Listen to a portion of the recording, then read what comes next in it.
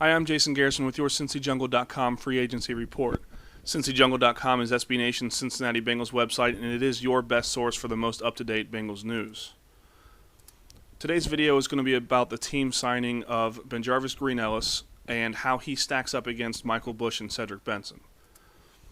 BenJarvus Green-Ellis, of course, has been with the New England Patriots since 2008. He was an undrafted free agent that year. He's worked his way up from being an undrafted free agent to being the team's feature back in a pretty heavy rotation of other running backs, including Danny Woodhead. Green-Ellis helped lead the Patriots to the Super Bowl in 2011, and even though they lost, and even though the Patriots let him leave, there isn't a person in New England that has anything bad to say about Green-Ellis. He's done a good job for them.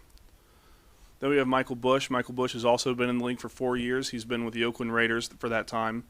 Most people believe that the Bengals would sign Michael Bush in free agency heading into this period of time, but he actually signed with the Chicago Bears shortly after the Bengals signed BenJarvus Green-Ellis.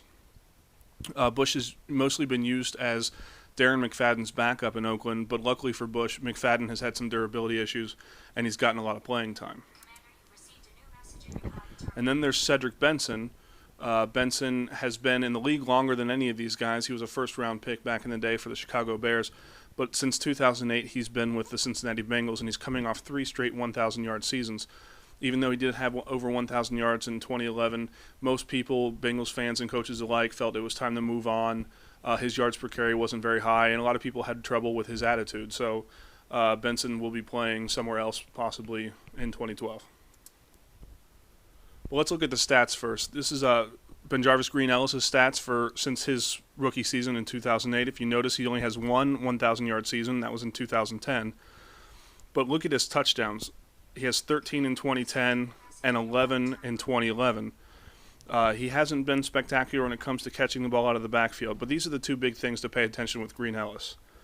His yards per attempt aren't terrible. They're 4.0 over career average.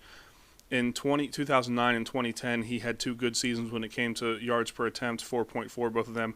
In 2011, it dropped off a little bit with 3.7, but a 4.0 average isn't terrible.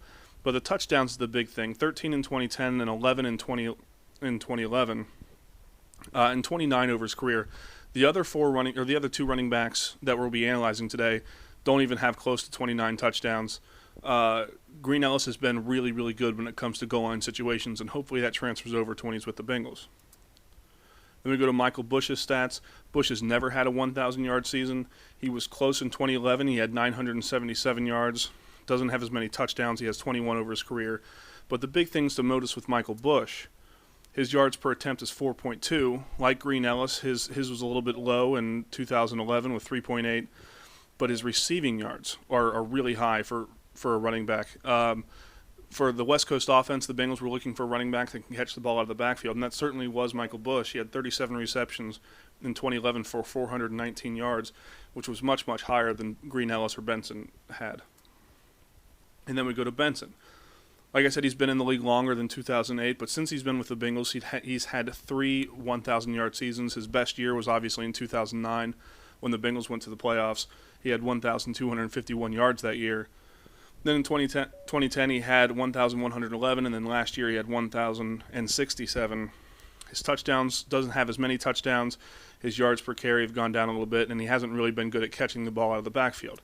However, when it comes to these 3 backs, he does have the most yards. There you see he has 3 1,000-yard seasons. There's his yards per carry as well. However, unlike the other guys, he is the feature back. Like I said earlier, Michael Bush was not the feature back. He's kind of a backup, and BenJarvus Green-Ellis was in a really heavy rotation. Of these 3 guys, I think that either Michael Bush or BenJarvus Green-Ellis would have been a good fit in Cincinnati. Michael Bush maybe a little bit better because of his ability to catch the ball out of the backfield, but at the same time, we haven't really given BenJarvus Green-Ellis that much of a chance. He could be really, really good as well.